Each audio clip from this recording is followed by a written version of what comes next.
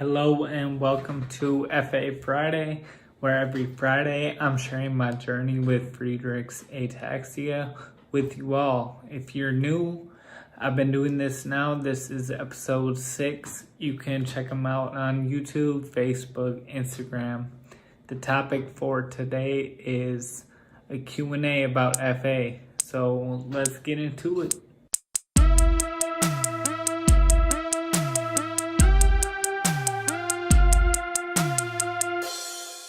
Okay, so 2 episodes ago, I asked people to ask questions in the comments on social media and YouTube, and that I said I would answer them. So I know it's been a couple weeks. You may have forgotten your question, but I have them pulled up here, and I'm gonna go through one by one and just break them down.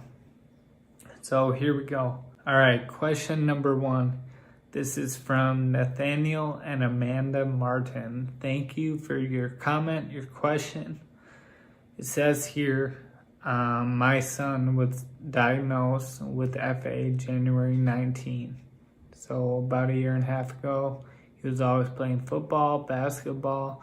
Lately, he's been having leg pain, not playing a team sport due to the pandemic. How do you know about leg pain? Is it from FA? Is it from exercising? You know, it says here he's fallen, but he's still walking. Wondering about how I cope with FA and exercise. Yeah, that's a wonderful question. Thank you. First of all, to your son, I just want to say, stay strong, stay encouraged. It's a hard road to walk, but if you let it, it will make you stronger on the inside. It'll make you a stronger person to go through this. And God has a plan for you, so stay strong, young man. And pain, so I personally, I don't have leg pain due to FA. Some people might have that, and I would just ask around the FA community if anyone has that. I personally could speak to your legs being sore after a workout would be a good thing, because no pain, no gain. As far as actual pain though, I don't know, ask around. I will say, how do I cope with FA and exercise? This is challenging because there can be a fear of being judged that I've realized a lot of people have for different reasons. You go to the gym, everyone's in super great shape. If you go to Lifetime, everyone's wearing some crazy outfit. And it can be intimidating. I had to come to a place where I don't care about people judging me or what they think about me. Even if I do care, I care more about my own health. And so I'm going to do it no matter what. I do have a cane with me usually that kind of helps people understand, okay, I do have, there is a reason I'm a little off balance. But I would say do everything you can, as frequent as you can. If you can still run, run. If you can walk, walk. If you can bike, bike. If you can lift weights, lift weights. Maintain everything as much as you possibly can. That's what I'm doing. Going on walks daily, working out daily, trying to maintain strength, balance. Go see a physical therapist, and they'll give you a lot of good workouts you can do. So thank you for your question. On to the next one. From the P Mill, thank you. He said, what has been the most difficult challenge outside of a physical disability?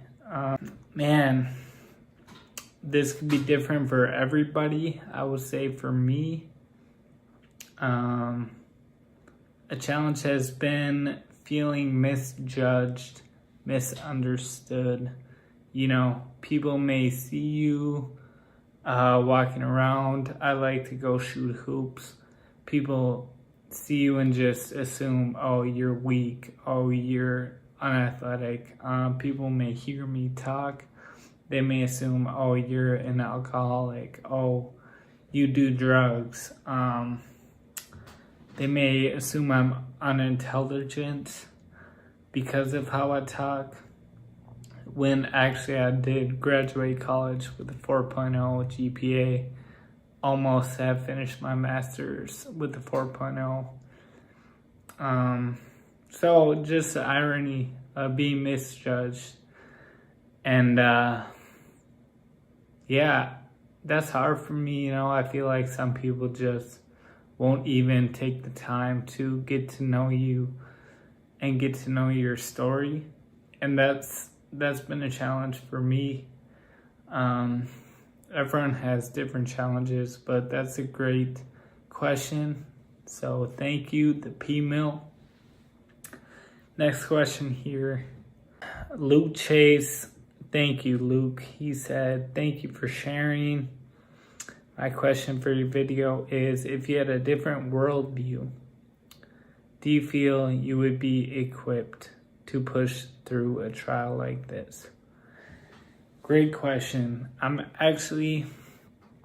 know a different question was kind of related, and so I'm going to answer this question as I get to that one. So Nancy Cole, thank you, Nancy. She said, how do you feel the Lord is using FA in your life? So I'm going to answer those two questions together. Jamie Babington, thanks, Jamie. Jamie, I know as FA, and I always enjoy our conversations. So thank you. He said, he asked a few, he said, besides balance and energy, have you had any other physical setbacks? Yes. My speech being more impaired has made it more and more difficult to be a hip-hop artist. I love lyricism and flow patterns, and for me, I'm kind of limited to writing in a way that I can keep up with. So maybe I can get into ghostwriting for a really fast rapper and see where that goes. But yeah, that's been one thing, speech. And then besides that, yeah, balance, coordination, energy. I get madly fatigued. I can't run really anymore, which is a bummer, So he also said, does your cane actually help you? Not really, no. It more just helps people, some people have seen me move and assumed, like I said, that I've been drinking. It just helps people know, no, there's something more going on. I got followed by a security guard at my job and questioned, and it made me realize I do need this cane to show people. And it does help if it's dark or slippery, so I will say that. But besides that, not really much. And then this is how I'm gonna conclude. Jamie also asked, there's a lot of doom and gloom with FA. I want to hear the good side. You've had this your whole life. What have you been able to achieve? Talking about sports, talking about music, school. So I'm going to tackle that question along with the other questions about my worldview and my faith. The answer is, yeah. Jamie said, did you ever hit a homer? Did you ever pitch? double play, make all-star teams, hit a game winner. Yeah, you know, back in the day, I made the all-star teams. I pitched, I hit home runs. At a game once, I hit 3 home runs and a triple in one game. You know, I hit a game-winning goal, scored a game-winning touchdown, hit a walk-off hit in baseball, threw a 9-pitch, 3 strikeout inning when I was younger. So yeah, you know, I did do those things, and it is a great feeling. And in school, I accomplished a lot too. I've coached now for 6 years, coached high school football. I've coached high school baseball. I've coached AAU basketball. And that's all been awesome. And I miss that truly. I really do miss the feeling of, you know, crossing the goal line and scoring. You know, it's a great feeling, and I do miss that. But I will say, you know, how does my faith impact my perspective? If I didn't have my faith and I didn't have a worldview based on the Bible that shows me that God has a plan and a purpose for my life, and I have an eternal hope in my life. If I didn't have that, all I would be able to rely on is myself, which is how it was when I was younger, and I was always defined, and my happiness was limited by how well I performed. And on a day where I hit 3 homers, yeah, I felt really good. But a day I didn't perform well, I felt really bad, you know, and I would make the B team and wonder, man, why couldn't I make the A team? You know, in high school, I got cut from the hockey team. And those things crushed me, you know. My senior year in football, I ended up mostly riding the bench, and it crushed me. But what it led me into was realizing, man, you know what?